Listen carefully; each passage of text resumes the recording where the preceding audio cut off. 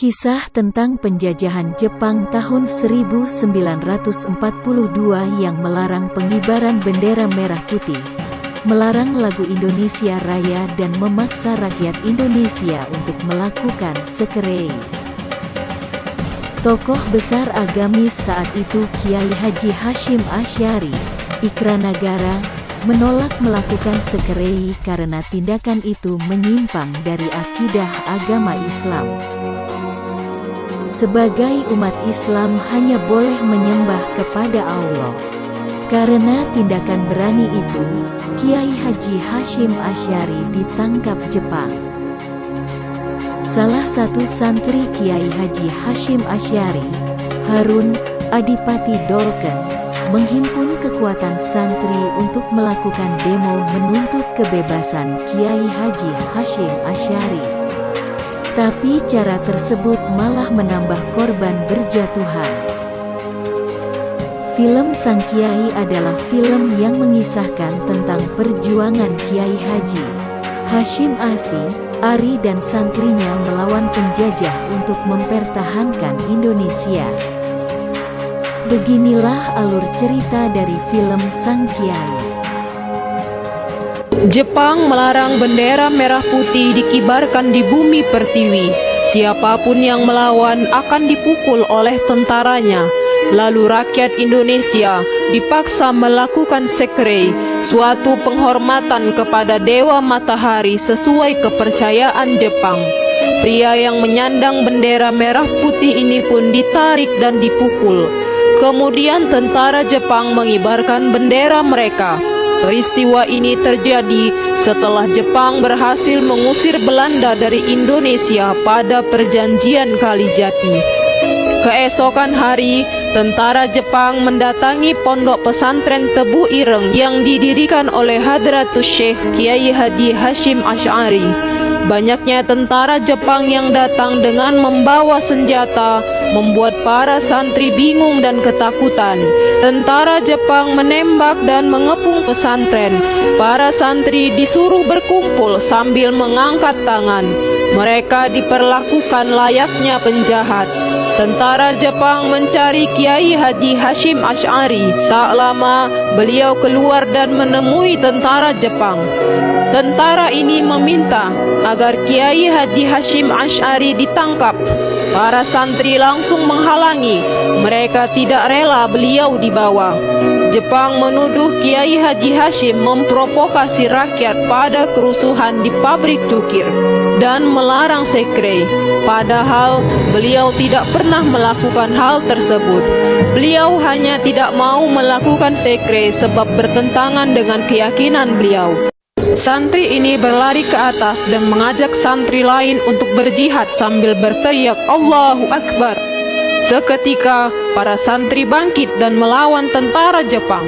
Kontak fisik pun tak dapat dihindari sampai tentara Jepang ini memerintahkan anggotanya untuk melakukan penembakan bertubi-tubi di pondok pesantren yang membuat para santri menunduk menghindari amukan peluru Jepang.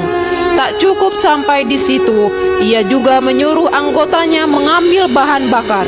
Lalu bahan bakar itu disiram pada santri-santri hingga tubuh mereka dibasahi oleh bahan bakar tersebut. Kemudian ia mengambil pemantik dan hendak membakar para santri itu. Melihat kekejaman yang dilakukan tentara Jepang kepada santrinya, Kiai Haji Hashim Asy'ari pun setuju untuk dibawa oleh Jepang. Beliau menitipkan pesantren kepada santrinya. Saat Kiai Haji Hashim Asy'ari ditarik oleh tentara Jepang, salah seorang santrinya memaksa untuk ikut menemani beliau. Santri itu ditendang hingga tersungkur.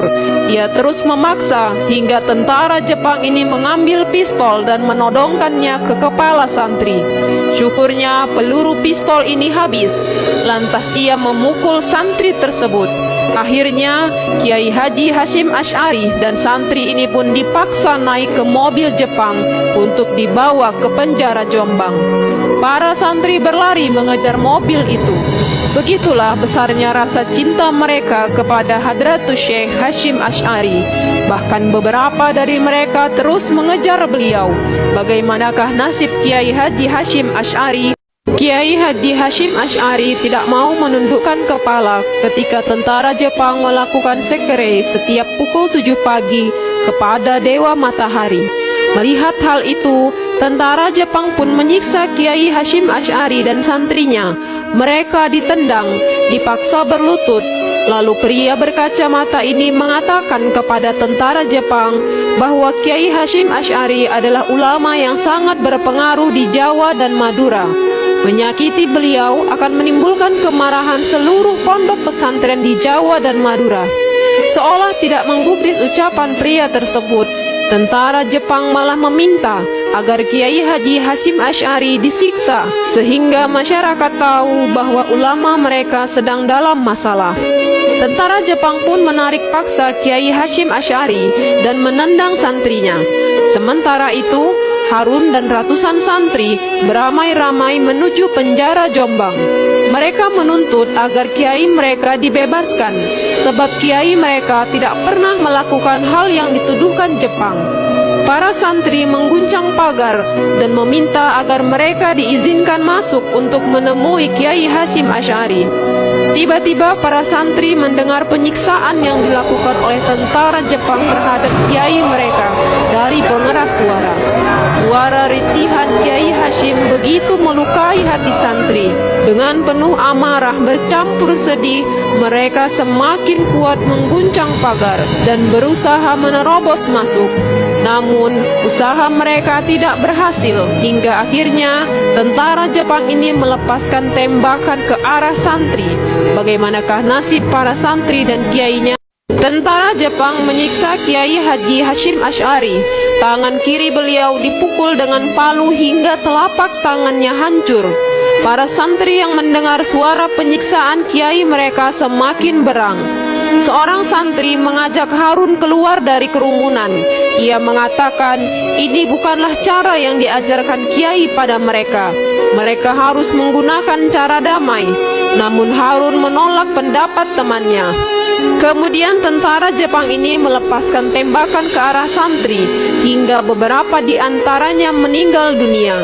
Santri lain berlari meninggalkan penjara Jombang. Malam harinya, putra Kiai Hashim Asy'ari mendatangi penjara Jombang disambut dengan todongan senjata. Beliau mengajak para santri untuk melakukan aksi damai sesuai ajaran Kiai Hashim Asy'ari. Mereka duduk bersimpuh sambil beristighfar dan bersalawat, berdoa kepada Allah agar kiai mereka dibebaskan. Tanpa terasa, putra Kiai Hashim meneteskan air mata. Melihat banyaknya santri yang memenuhi penjara Jombang, kepala penjara ini mengambil tindakan dengan memindahkan Kiai Hashim Asy'ari ke penjara Mojokerto. Ia khawatir penjara ini akan jebol dengan kedatangan para santri. Kiai Haji Hashim Asy'ari dibawa bersama mobil menuju penjara Mojokerto. Para santri memberi jalan sebab mereka berpikir kiai mereka akan dibebaskan. Melihat kiai yang masih dalam dekapan Jepang, mereka pun berlari mengejar Kiai Haji Hashim Asy'ari. Penderitaan apa lagi yang akan dialami beliau? Rakyat Indonesia secara diam-diam meletakkan api di mobil tentara Jepang hingga terbakar. Lalu sekumpulan rakyat keluar dari persembunyian dan melakukan perlawanan. Pria ini membunuh seorang tentara Jepang. Harun terperangah menyaksikan pertempuran itu. Malam harinya, Gus Wahid dan seorang ulama menemui Ahmad Hamid Ono, tentara Jepang yang muslim. Mereka meminta agar pemerintah Jepang mau mengadakan pertemuan dengan ulama Indonesia, membicarakan perihal penangkapan ulama. Selanjutnya, para ulama yang tergabung dalam Majelis Islam ala Indonesia bermusyawarah, menyusun rencana perlindungan para kiai dan persiapan kemerdekaan Indonesia. Keesokan hari, Hamid Ono menyampaikan suara hati para kiai pada Saiko Shikikan. Lalu pemerintah Jepang menyetujui pertemuan tersebut dengan catatan para kiai harus mengikuti pelatihan yang diakomodir oleh Jepang. Pelatihan ini dibuat pemerintah Jepang untuk memanfaatkan para kiai dalam mempengaruhi rakyat demi kepentingan Jepang.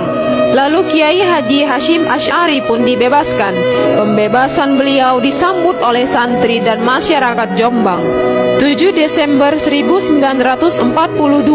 di Istana Gubernur Batavia, Saiko mengumpulkan 32 ulama guna membahas latihan kiai yang akan diadakan 1 Juli 1943. Di pertemuan itu, Jepang juga meminta maaf secara resmi atas perlakuan mereka kepada ulama Indonesia. Dan di hari itu, Majelis Islam ala Indonesia dibubarkan dan dibentuk Partai Masyumi yang dipimpin oleh Kiai Haji Hashim Asy'ari. Bagaimanakah pergerakan Masyumi dalam kemerdekaan Indonesia? Tentara Jepang ini memukul Kiai Haji Zainul Mustafa. Rakyat yang melihat ulamanya dipukul membalas pukulan tentara Jepang hingga tentara Jepang tak berkutik. Sementara itu, di pasar, Harun melihat rakyat Indonesia dipaksa menyerahkan hasil bumi yang berlipat ganda kepada pemerintah Jepang. Rakyat yang takut dengan siksaan Jepang hanya bisa menurut. Bahkan anak kecil ini pun tak luput dari aniaya tentara Jepang.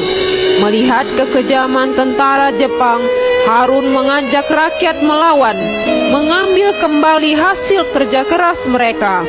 Rakyat mengambil batu dan benda apa saja yang bisa digunakan untuk melawan tentara Jepang. Harun menaiki mobil dan mengembalikan karung-karung beras milik rakyat. Rakyat memanggul beras dan membawanya pergi. Harun juga mengambil beras dengan tangannya, lalu memberikan kepada kedua anak laki-laki ini. Di tempat lain, Kiai Haji Zainul Mustafa membakar semangat rakyat agar tidak memberikan hasil bumi kepada Jepang, sebab itu adalah milik rakyat Indonesia. Ia juga mengajak rakyat bersama-sama membebaskan Pulau Jawa dari penjajahan Jepang. Jepang yang telah menerima laporan tentang gebrakan Kiai Haji Zainul Mustafa mendatangi beliau dan melakukan penangkapan. Tentara Jepang yang bersenjata lengkap melepaskan tembakan. Secara otomatis membuat rakyat Indonesia berlari. Mendengar rakyat Indonesia melawan dan tidak mau menyerahkan hasil buminya, Saiko Sikikan pun meminta agar Kiai Haji Zainul Mustafa ditangkap dan dieksekusi di hadapan orang ramai. Eksekusi ini bertujuan agar rakyat Indonesia tahu hukuman bagi pemberontak. Rakyat Indonesia menyerang penjara Jombang. Mereka menerobos masuk, menaiki lantai penjara dan membunuh tentara Jepang. Penyerangan ini dilakukan setelah Soekarno mendeklarasikan kemerdekaan Indonesia dalam pembacaan teks proklamasi. Harada yang mendengar berita kekalahan negaranya atas sekutu mulai panik. Ia melakukan penghormatan terakhir pada Kaisar Jepang. Selanjutnya, ia mengambil samurai dan merobek perutnya. Aksi ini disebut seppuku, di mana tentara Jepang yang gagal dalam tugas akan menghabisi nyawanya sendiri. Lalu utusan Soekarno bertanya kepada Kiai Haji Hashim Asy'ari perihal hukum membela tanah air dari penjajah dalam Islam. Lantas beliau bermusyawarah dengan ulama lain yang tergabung dalam Masyumi dan mengeluarkan fatwa bahwa perang melawan penjajah adalah jihad fi sabilillah. Sementara itu, pasukan sekutu yang telah menduduki Surabaya meminta agar rakyat Indonesia menyerahkan senjata perang milik Jepang kepada sekutu melalui selebaran yang mereka sebar dari udara. Namun Bung Tomo menggelorakan semangat rakyat agar bersama-sama melawan sekutu dan mengusirnya dari tanah Jawa. Semangat Bung Tomo yang berapi-api membakar hati rakyat Indonesia untuk berjuang melawan sekutu. Para santri di Tebu Ireng pun turut ambil bagian dalam memerdekakan bangsa. Para santri mengambil restu dari Kiai Haji Hashim Asy'ari untuk berangkat ke Surabaya bergabung dengan arek-arek Surabaya demi membela tanah air tercinta, Indonesia. Pasukan sekutu menembak tentara Indonesia dengan senapan mesin. rakyat Indonesia yang sudah mengikuti pelatihan militer bersama Jepang menggunakan senjata Jepang untuk menyerang sekutu. Semangat juang tinggi tidak menyurutkan keberanian rakyat Indonesia. Harun menembak tentara sekutu dan mengambil alih senapan mesin untuk menghabisi lawan. Jenderal Malabi yang sudah tidak mampu menahan serangan rakyat Indonesia meminta bantuan Jenderal Houghton untuk menjemput Soekarno-Hatta dan membuat kesepakatan gencatan senjata. Di Gedung Internasio Jembatan Merah, rakyat menghalangi pasukan sekutu yang ingin masuk ke dalam gedung. Bentrokan senjata kembali terjadi. Harun mengetuk pintu mobil Jenderal Malabi lalu melepaskan tembakan. Ia juga menembak tentara sekutu lainnya. Lalu seorang tentara sekutu melemparkan bom mendekati Harun. Harun tak sempat menyelamatkan diri. Ia pun wafat dalam tragedi itu. Peperangan terus berlanjut. Dari atap rumah, pria ini menyaksikan gempuran kota Surabaya yang nyaris seperti lautan api. Kiai Haji Hashim Asy'ari ingin menembak Belanda. Ia meminta putranya mengajarinya memegang senjata. Lalu utusan perwakilan Jenderal Sudirman datang menemui Kiai Haji Hashim Asy'ari meminta fatwa jihad memerangi penjajah. Sebab Belanda telah menguasai tempat strategis termasuk Singosari. Mendengar berita itu, beliau sangat syok, kepalanya sakit. Beliau menekan kepalanya sambil mengucapkan, Masya Allah, Masya Allah. Namun, siapa sangka, itulah ucapan terakhir beliau. Kiai Haji Hashim Asy'ari berpulang ke rahmatullah menemui Sang Pencipta. Keluarga yang ditinggalkan begitu berduka atas kepergian beliau. Beliau adalah tokoh yang sangat berpengaruh dalam perjuangan Indonesia. Banyak pemikiran-pemikiran beliau yang disumbangkan untuk negara. Selepas kepergian beliau, pesantren Tebu Ireng dituduh sebagai tempat persembunyian tentara Indonesia hingga mereka membakar pondok pesantren tersebut. Para santri dan rakyat pun meninggalkan Tebu Ireng. Semua orang yang melawan penjajah itu pahlawan. Tidak ada yang berjasa dari yang lain. Kalaupun ada yang melupakan jasa mereka, juga tidak mengapa, karena Allah menjanjikan tempat yang sebaik-baiknya bagi para syuhada. Itulah ucapan beliau semasa hidup. Kiai Haji Hashim Asy'ari 1875 sampai 1947. Semangat dari film ini ialah menggugah dan mengingatkan masyarakat Indonesia akan pentingnya persatuan dan kesatuan bangsa. Dalam film ini mengangkat kisah hidup tokoh Kiai Haji Hashim Asy'ari. Ia dikenal sebagai ulama pendiri Nahdlatul Ulama, NU, organisasi keagamaan kemasyarakatan terbesar di Indonesia.